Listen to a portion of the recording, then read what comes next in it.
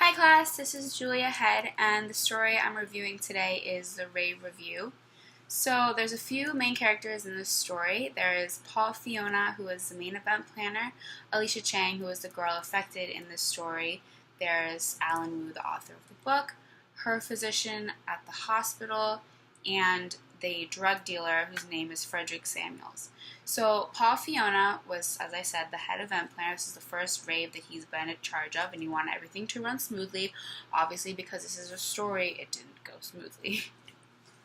Then there's the drug dealer, Frederick Samuels, who, I guess has like the typical drug dealer story, like came from a broken home, wasn't very wealthy, started dealing drugs, started with pot, and then moved to harder drugs like cocaine, ecstasy, meth, all the bad things you don't want to get involved in. And then there's Alicia Chang, who's the girl that was going to the rave. She'd been to them before. She's done ecstasy and other drugs before. She was just going with her friends to have a good time. So at this rave, Frederick Samuels, his nickname is Smooth Dog, I guess. I don't know. He had one of his dealers, Jonesy, go around with free samples of the ecstasy so that they would get hooked and buy it from his brand, which is called Prime, later on. So he got a shipment in of ecstasy that the lab was like, this is the best, product that we've ever made, go and push it out or whatever. So that was the plan, to just have Jonesy go around and give out free samples. So Alicia and her friends all took some because they were like, ooh, drugs, why the rave? I guess, I don't know. And she started having a horrible reaction. It said that she was tense, because I guess ecstasy is supposed to make you chill and calm down during your trip, but she was the total opposite. She was tense, she was getting chills instead of being calm, she was getting paranoid, and she started panicking. She had dry mouth, and she was sweating profusely, and none of her friends had the same effect.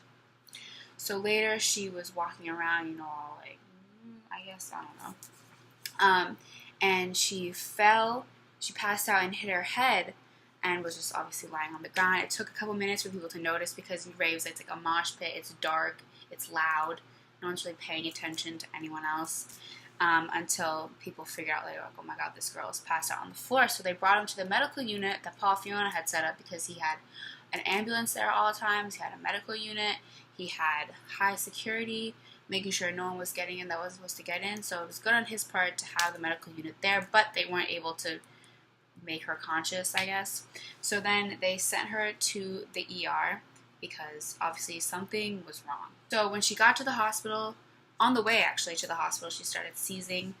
Her GCS score, which is the Glasgow Coma score, was at a 3, which is a minimum. When full consciousness is 15, and she was at a 3, so she was close to a coma, if not in one already. So they drug tested her and figured out that ecstasy was the only drug in her system, but the fact that she only had one tablet, it shouldn't have been this bad.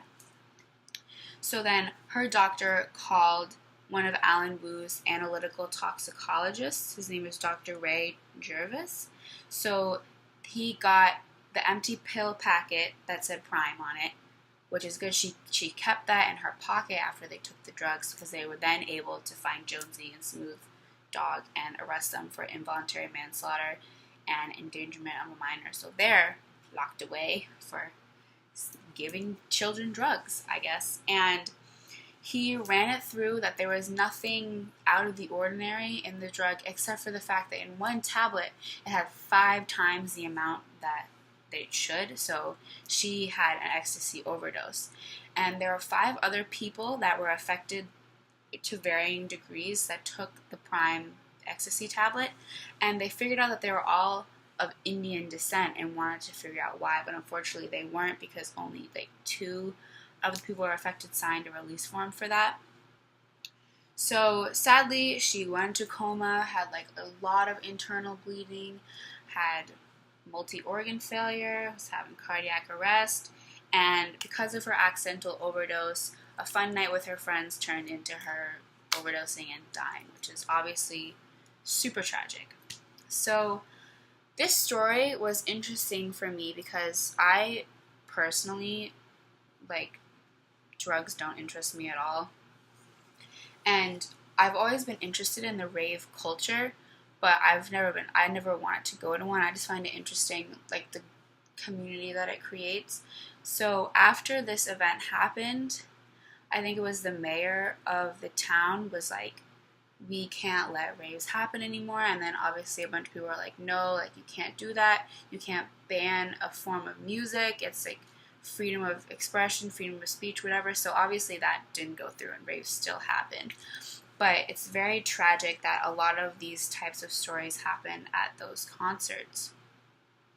So I am very interested in, like, I watch a lot of documentaries of like drugs and like with like heroin and stuff like that. I'm from Boston, pretty close to Cape Cod, and right now in the Cape and southern Massachusetts, there's a pretty big like heroin problem and like people being addicted to painkillers and stuff. So this story interested me because of that. Now, as I said before, obviously it's super tragic that they weren't able to save her, but I feel like these stories are also a really good PSA for people that are thinking about it, that even if you've done it before, you don't know how it's going to affect you, because not every trip is a good trip. So I've heard from like people that I know, and I think it's just always good to be extra safe, because even the drug, like the supplier, the lab he got it from, he didn't even know. So like even the drug dealer doesn't know. So that was my review for Rave Review. I hope you enjoyed, and thanks for watching. Bye!